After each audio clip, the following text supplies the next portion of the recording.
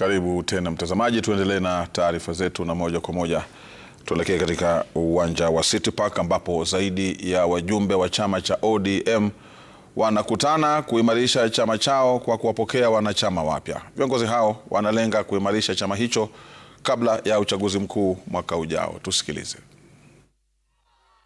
Mimi nataka kutoa mchango yangu. Kwanza, nimetumwa na president.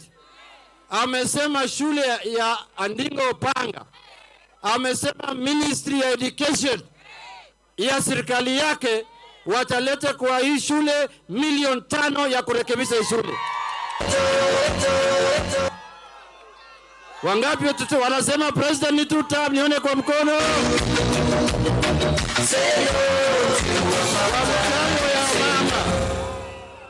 Mchango ya mama.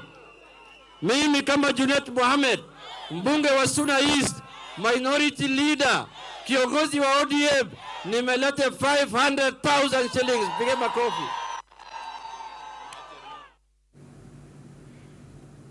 Naam, huo ni mkutano wa baadhi ya viongozi wa ODM wakiongozwa na Junet Mohamed hapo wakizindua baadhi ya wanachama wapya kama mnavyowaona, baadhi yao wakiwa wamesimama kwenye jukwaa.